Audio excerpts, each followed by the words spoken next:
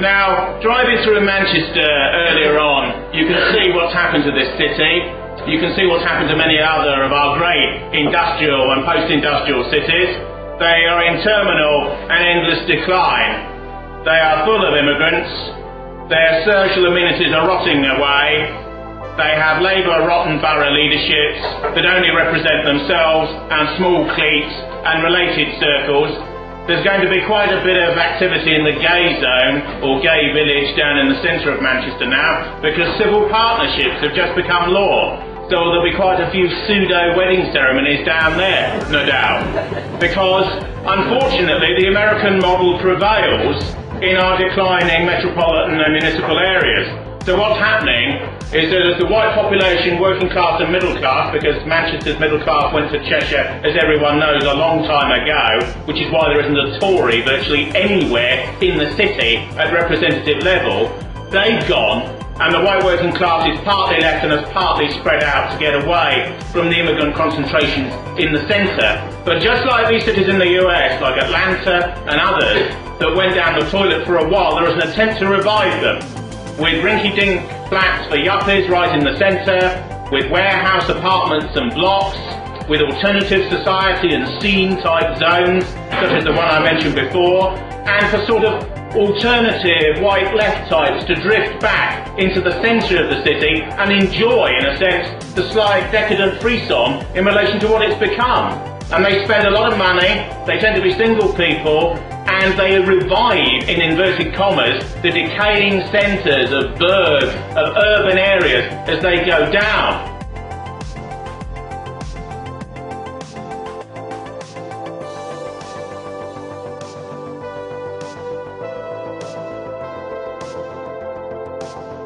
But Obama is typical of what that country has become, and we are such an Americanized society now, look around you, in the country and the culture as a whole, that what often goes there happens here.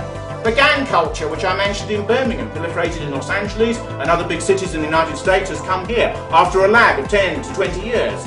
Deep polling by the BBC thinks that many people are deeply worried that there'll be conflict in this culture, worried that there's no one to lead them, worried about the collapse of our identity in various forms, and we are in considerable collapse. You don't have to go around many of our cities. You notice the decay in the infrastructure, you notice the amounts of blatant criminality. Where are the police? You see the police as they drive around in their cars and they fly over cities in their numbered helicopters. They're all dressed in yellow now, so you can see them from a distance, but they're firemen. They come at the end. They come after it's kicked off. They get out of the wagon when people are lying on the ground. They come at the end, not at the beginning. They just to put it out and dampen it down.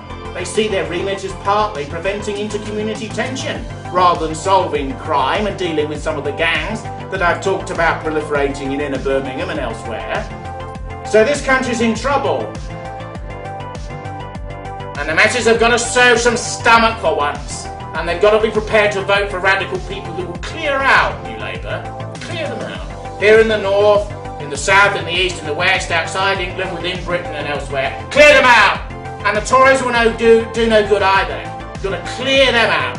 And the Liberals are just a block in between the other two that give the other two their ideas. All the sort of destructive ideas that Phillips is in favour of and that I talked about earlier. You've got to clear them out as well. There needs to be a new start.